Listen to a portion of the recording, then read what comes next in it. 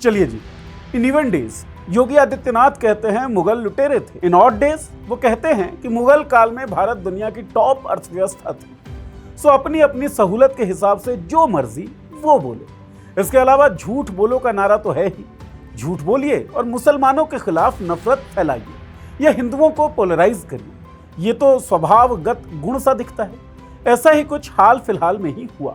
23 सितंबर 2025 को लखनऊ में आयोजित आत्मनिर्भर भारत स्वदेशी संकल्प विषयक प्रदेश स्तरीय कार्यशाला में मुख्यमंत्री योगी आदित्यनाथ ने एक बड़ा दावा किया। उन्होंने मंच से कहा कि भारत पर इस्लाम ने जब पहला हमला किया और उसके बाद भी वर्ष 1100 तक देश के अंदर हिंदुओं की आबादी 60 करोड़ थी और 1947 में जब ये देश आजाद हुआ उस समय हिंदुओं की आबादी मात्र 30 करोड़ रह गई। यानी योगी के हिसाब से इन 800-900 सालों में हिंदुओं की संख्या आधी हो गई। योगी यहीं नहीं रुके। उन्होंने आगे कहा, यह सिर्फ आक्रांताओं की तलवार से नहीं हुआ, बल्कि हिंदू भूख से मरे, बीमारियों से मरे और तरह तरह की यातनाओं से मारे गए। उनके मुताबिक विदेशी दास्ता का यही असर होता है कि ये केवल लोगों की जान नहीं लेती, बल्कि देश की खेती बाड़ी और उत्पादन को भी तबाह कर देती है। इसके बाद उन्होंने भारत की पुरानी आर्थिक ताकत का जिक्र किया कि लगभग 300 साल पहले भारत दुनिया की अर्थव्यवस्था में 25% का योगदान करता था। यानी दुनिया की कुल जीडीपी में भारत का हिस्सा 1/4 था। उन्होंने कहा कि उस वक्त भारत का मतलब आज का भारत ही नहीं, बल्कि पाकिस्तान और बांग्लादेश भी है, जिसे वे बृहत्तर भारत कहते हैं। योगी के शब्दों में भारत उस दौर में दुनिया की नंबर 1 आर्थिक ताकत था, सबसे बड़ा उत्पादक देश था और कृषि में तो उसका कोई मुकाबला ही नहीं था। और फिर उन्होंने इस समृद्धि के पतन के पीछे कारण गिनाए। उन्होंने कहा कि बाहरी ताकतों ने हमें जाति के नाम पर बांटा, क्षेत्र और भाषा के नाम पर बांटा और आज भी वही विदेशी मानसिकता देश को पीछे ढकेल रही है। सवाल उठता है, क्या सच में उस समय हिंदुओं की आबादी 60 करोड़ थी? क्या उस समय जनगणना होती थी? और अगर नहीं तो योगी आदित्यनाथ ने किस आधार पर कहा कि उस समय हिंदुओं की जनसंख्या 60 करोड़ थी? अच्छा, योगी आदित्यनाथ एक तरफ दावा करते हैं कि भाई हिंदुओं की जनसंख्या कम होती गई क्योंकि विदेशी आक्रांता थे। दूसरी तरफ वो कहते हैं कि 300 साल पहले हम लोग टॉप इकोनॉमी थे वर्ल्ड भर में। तो 300 साल पहले तो मुगलों का ही शासन था। तो या तो उन्होंने बर्बाद किया या उन्होंने आबाद किया। ऐसा कैसे हो सकता है कि बर्बाद भी कर दिया हो और आबाद भी कर दिया? न्यूज़ दैट मैटर्स के एपिसोड में इन तमाम सवालों पर करेंगे बात।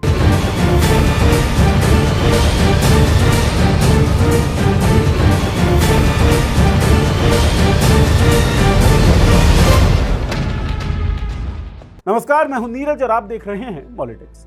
योगी आदित्यनाथ का दावा सुनने में बहुत बड़ा लगता है। साल 1100 में हिंदुओं की आबादी 60 करोड़ थी और 1947 में घटकर 30 करोड़ रह गई। इस दावे में कितनी सच्चाई है, यह समझने के लिए हमें रिकॉर्ड्स को देखना होगा। मौजूदा रिकॉर्ड्स के मुताबिक भारत में जनगणना यानी हर इंसान को गिनकर उसका रिकॉर्ड रखने की शुरुआत ही अंग्रेजों के आने के बाद हुई। 1800 के आसपास ब्रिटेन ने अपनी जनगणना का सिलसिला शुरू कर दिया था। वहां हर 10 साल पर गिनती होती थी और देश की आबादी, उसकी उम्र, व्यवसाय और सामाजिक स्थिति का हिसाब किताब सरकार रखा करती थी। हालांकि उस समय ब्रिटेन ने अपने उपनिवेशों की गिनती का कोई ठोस इंतजाम नहीं किया था। यानी ब्रिटेन को अपने देश के लोगों का तो हिसाब था, लेकिन भारत जैसे विशाल उपनिवेश की जनसंख्या कितनी है, लोग किस हालत में जी रहे हैं, इसकी कोई सही जानकारी नहीं थी और कोई प्रोसेस भी उन्होंने उस वक्त शुरू नहीं की थी जिससे ये जानकारी हासिल की जा सके। यही वजह थी कि धीरे धीरे भारत में भी अंग्रेज अफसरों ने गिनती करवाने की शुरुआत की। शुरुआत छोटे पैमाने पर हुई। 1824 में इलाहाबाद में पहली बार लोगों की गिनती की गई। इसके बाद 1827-28 में बनारस में जेम्स प्रिंसेप नाम के ब्रिटिश अधिकारी ने जनगणना कराई। इन शुरुआती कोशिशों से अंग्रेज सरकार को अंदेशा हुआ कि भारत में आबादी का अनुमान लगाना आसान काम नहीं है। यहाँ न सिर्फ लोग बहुत ज्यादा हैं, बल्कि अलग अलग जाति, धर्म और भाषा के लोग साथ रहते हैं। 1830 में ढाका शहर की पहली पूरी जनगणना की गई। ये जनगणना पहले की तुलना में ज्यादा व्यवस्थित थी, सिस्टमेटिक थी। इसमें सिर्फ ये नहीं देखा गया कि कितने लोग रहते हैं, बल्कि उनके लिंग, उम्र और घरों की सुविधाओं जैसे चीजों का भी ब्यौरा लिया गया। इससे प्रशासन को एक नई तरह की जानकारी मिली जो पहले उनके पास थी नहीं। धीरे धीरे ये प्रक्रिया भारत के अलग अलग हिस्सों तक फैलने लगी। उसके बाद साल 1872 में देश की पहली जनगणना हुई। हालांकि कुछ हिस्से इसमें भी छूट गए। आधिकारिक तौर पर इसे पहली जनगणना नहीं माना जाता। आधिकारिक तौर पर 1881 की जनगणना को भारत की पहली जनगणना माना जाता है। इस जनगणना के अनुसार भारत की कुल आबादी 25 करोड़ के आसपास थी। अंग्रेजों से पहले किसी भी राजा, महाराजा या सुल्तान ने पूरे देश के स्तर पर आबादी की गणना नहीं करवाई थी। हाँ, अलग अलग जगहों पर जमीन मापने, टैक्स वसूलने या फौज भर्ती करने के लिए स्थानीय स्तर पर गिनती जरूर होती थी, लेकिन वो कभी पूरे उपमहाद्वीप की तस्वीर पेश नहीं करती।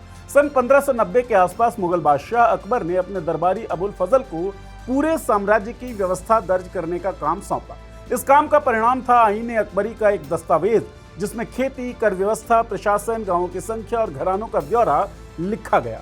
इस किताब में सीधे सीधे भारत की कुल जनसंख्या का कोई एक आंकड़ा नहीं दिया गया, लेकिन इसमें दर्ज विवरण, जैसे गांव और हर गांव में कितने घराने हैं, ने आगे के इतिहासकारों को जनसंख्या का अनुमान लगाने का एक बेसिक फाउंडेशन दे दिया। औसतन प्रति घर 4 से 5 लोग मानकर इतिहासकारों ने अनुमान निकाला कि अकबर के समय पूरे मुगल साम्राज्य की आबादी लगभग 14 से 15 करोड़ रही होगी। कुछ इतिहासकार इसे 16 से 17 करोड़ भी मानते हैं। अब अगर इससे भी पीछे साल 1100 के आसपास जाएं, तो जनसंख्या से जुड़े दस्तावेज बिल्कुल ही मौजूद नहीं है, लेकिन फिर भी इतिहासकारों ने राजनीतिक हालत, खेती बाड़ी और कर व्यवस्था देखकर एक अंदाजा लगाने की कोशिश की। उस समय दक्षिण भारत में चोल राजवंश का राज था। उत्तर और पश्चिम में अलग अलग राजपूत राज्य सक्रिय थे और उत्तर पश्चिमी सीमाओं पर गजनवी और गौरी शासकों का असर दिखने लगा था।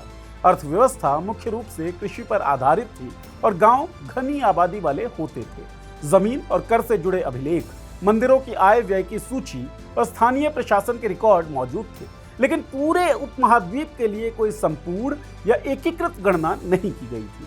फिर भी कुछ संकेत मिल जाते हैं। उदाहरण के लिए तमिलनाडु में चोल राजवंश के अभिलेख हैं, जिनमें हजारों गांवों के कर और भूमि संबंधी ब्यौरे दर्ज हैं। 11वीं सदी में भारत आए फारसी विद्वान अल बिरूनी ने यहाँ खेती, घनी आबादी और व्यापार का जिक्र किया। हालांकि उसने कोई संख्या नहीं दी। इसके अलावा जैन और बौद्ध ग्रंथों में भी शहरों और व्यापारिक गतिविधियों का उल्लेख मिलता है।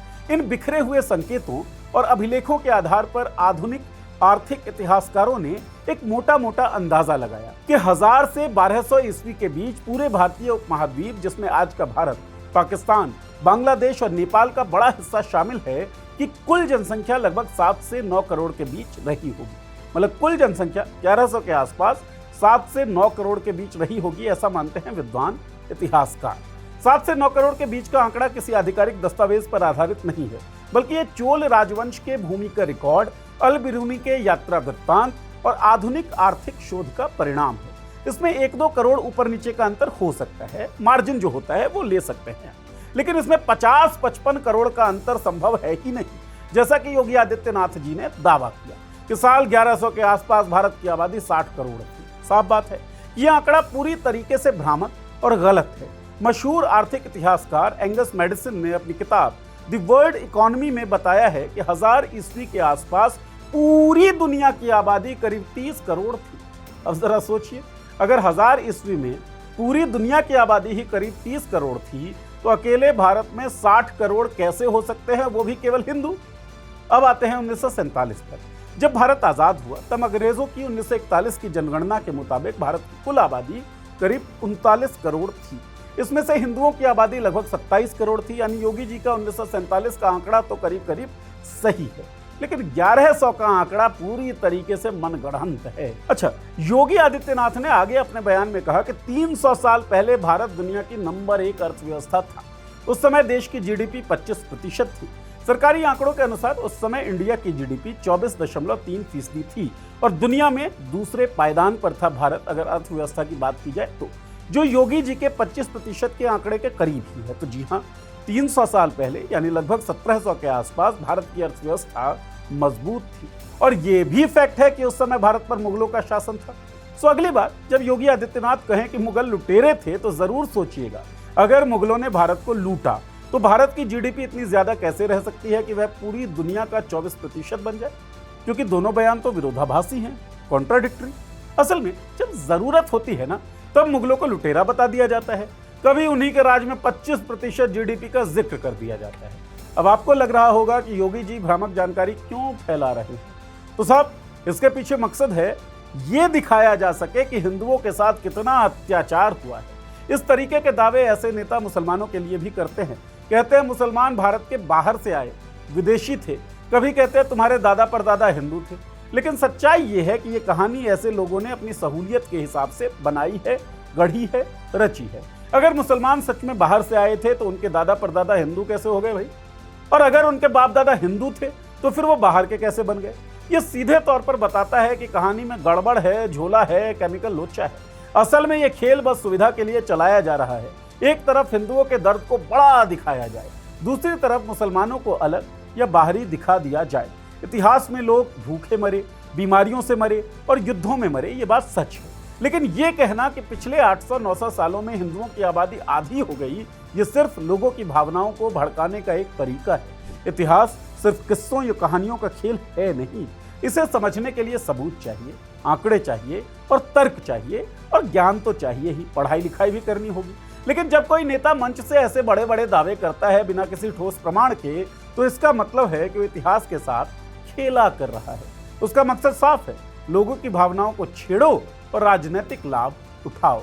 तो साहब, एक तरफ ये कहना कि भाई विदेशी आक्रांताओं ने हिंदुओं की आबादी को सन 1100 से लेकर सन 2000 तक आधी कर दी, और दूसरी तरफ ये कहना कि उन्हीं आक्रांताओं ने इतना काम किया इकोनॉमी को डेवलप करने के लिए, बूस्ट करने के लिए कि देश टॉप इकोनॉमी बन गई वर्ल्ड की, ये बहुत कॉन्ट्राडिक्टरी बयान है।